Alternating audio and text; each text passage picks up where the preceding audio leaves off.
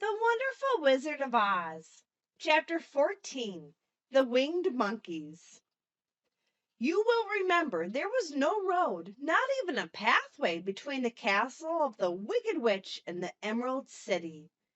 When the four travelers went in search of the witch, she had seen them coming, and so sent the winged monkeys to bring them to her.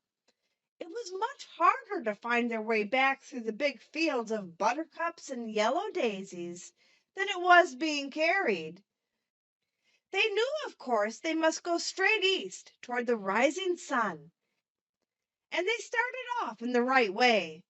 But at noon, when the sun was over their heads, they did not know which way was east and which was west, and that was the reason they were lost in the great fields. They kept on walking, however, and at noon the moon came out and shone brightly. So they lay down among the sweet smelling yellow flowers and slept soundly until morning, all but the Scarecrow and the Tin Woodman. The next morning the sun was behind a cloud, but they started on as if they were quite sure which way they were going.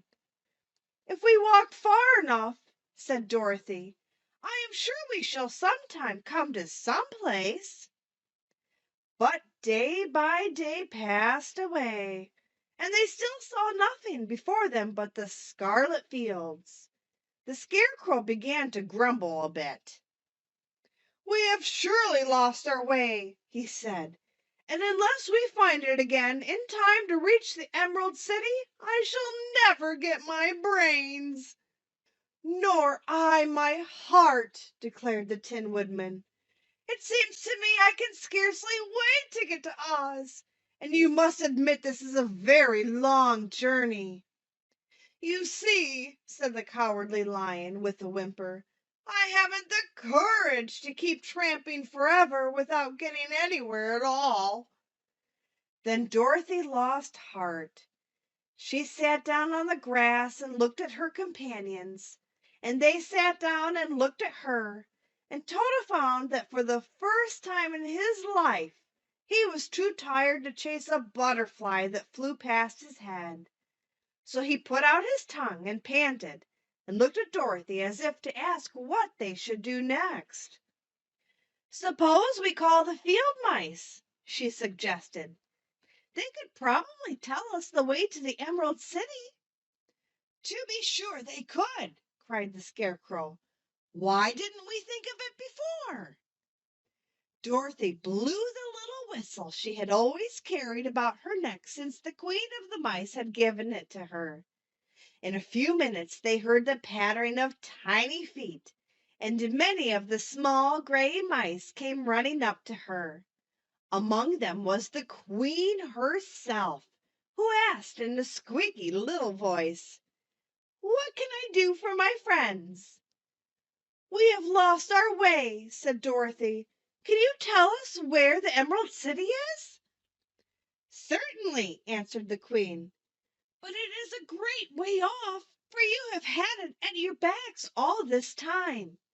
Then she noticed Dorothy's golden cap and said, "Why don't you use the charm of the cap and call the winged monkeys to you? They will carry you to the City of Oz in less than an hour." "I didn't know there was a charm," answered Dorothy in surprise. "What is it?" "It is written inside the golden cap," replied the Queen of the Mice. "But if you are going to call the winged monkeys, we must run away, for they are full of mischief and think it great fun to plague us." "Won't they hurt me?" asked the girl anxiously. "Oh, no! They must obey the wearer of the cap. Goodbye!" And she scampered out of sight with all the mice hurrying after her. Dorothy looked inside the golden cap and saw some words written upon the lining. These, she thought, must be the charm. So she read the directions carefully and put the cap upon her head. "Appy, Pappy, Cacky," she said, standing on her left foot. "What did you say?" asked the Scarecrow, who did not know what she was doing. Hello, hello, hello, Dorothy went on, standing this time on her right foot. Hello, replied the Tin Woodman calmly. Zizzy, zoozy, zick, said Dorothy, who was now standing on both feet. This ended the saying of the charm, and they heard a great chattering and flapping of wings as the band of winged monkeys flew up to them. The king bowed low before Dorothy and asked, "What is your command?" "We wish to go to the Emerald City," said the child, "and we have lost our way." "We will carry you," replied the king, and no sooner had he spoken than two of the monkeys caught Dorothy in their arms and flew away with her. Others took the Scarecrow and the Woodman and the Lion, and one little monkey seized Toto and flew after them, although the dog tried hard to bite him.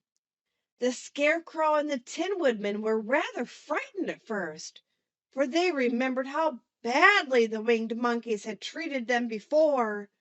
But they saw that no harm was intended, so they rode through the air quite cheerfully, and had a fine time looking at the pretty gardens and woods far below them.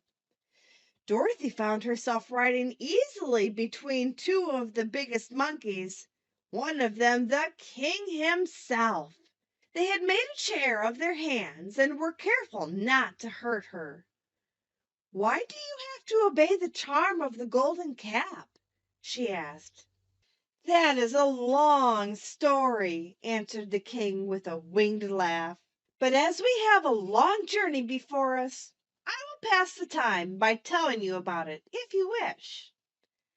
"I shall be glad to hear it," she replied. "Once," began the leader, "we were a free people, living happily in the great forest, flying from tree to tree, eating nuts and fruit, and doing just as we pleased without calling anybody master. Perhaps some of us were rather too full of mischief at times, flying down to pull the tails of animals that had no wings, chasing birds, and throwing nuts at the people who walked into the forest. But we were careless and happy and full of fun, and enjoyed every minute of the day. This was many years ago, long before Oz came out of the clouds to rule over this land.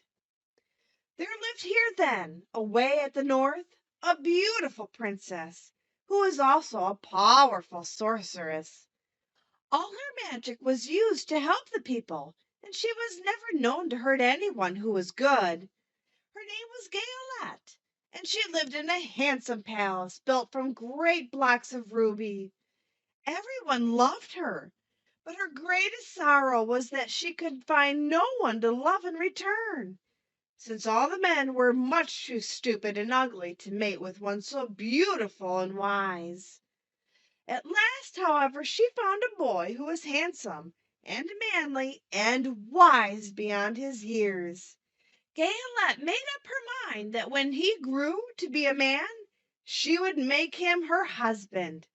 So she took him to her ruby palace and used all her magic powers to make him as strong and good and lovely as any woman could wish. When he grew to manhood, Kulala, as he was called, was said to be the best and wisest man in all the land, while his manly beauty was so great that Gayelette loved him dearly and hastened to make everything ready for the wedding. My grandfather was at that time the king of the winged monkeys which lived in the forest near Gayelette's palace, and the old fellow loved a joke better than a good dinner. One day, just before the wedding, my grandfather was flying out with his band when he saw Kulala walking beside the river. He was dressed in a rich costume of pink silk and purple velvet, and my grandfather thought he would see what he could do. At his word, the band flew down and seized Kulala, carried him in their arms until they were over the middle of the river, and then dropped him into the water. "Swim out, my fine fellow," cried my grandfather, "and see if the water has spotted your clothes." Quilala was much too wise not to swim, and he was not in the least spoiled by all his good fortune. He laughed when he came to the top of the water and swam into shore. But when Gayeletta came running out to him, she found his silks and velvet all ruined by the river. The princess was angry, and she knew, of course, who did it. She had all the winged monkeys brought before her, and she said at first that their wings should be tied, and they should be treated as they had treated Quilala, and dropped in the river.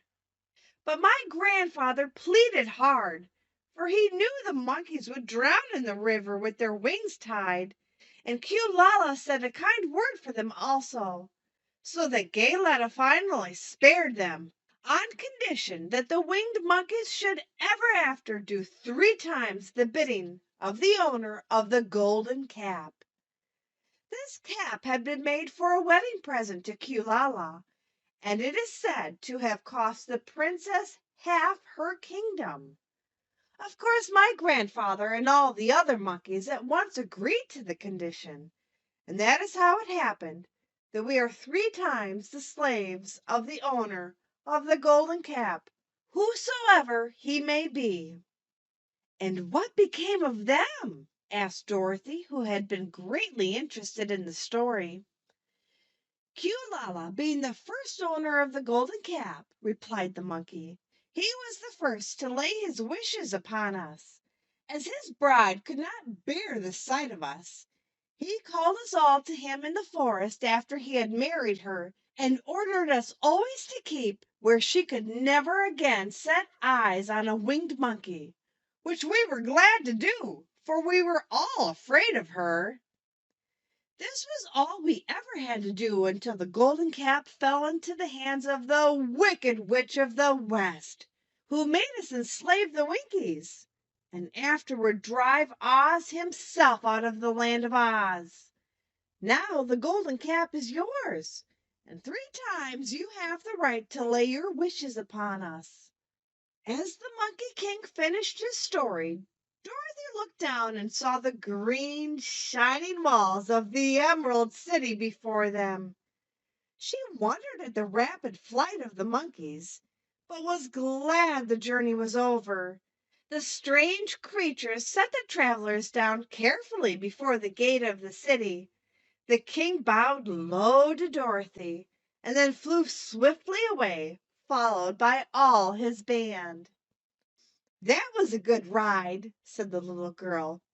"Yes, and a quick way to get out of our troubles," replied the lion. "How lucky it was you brought away that wonderful cap."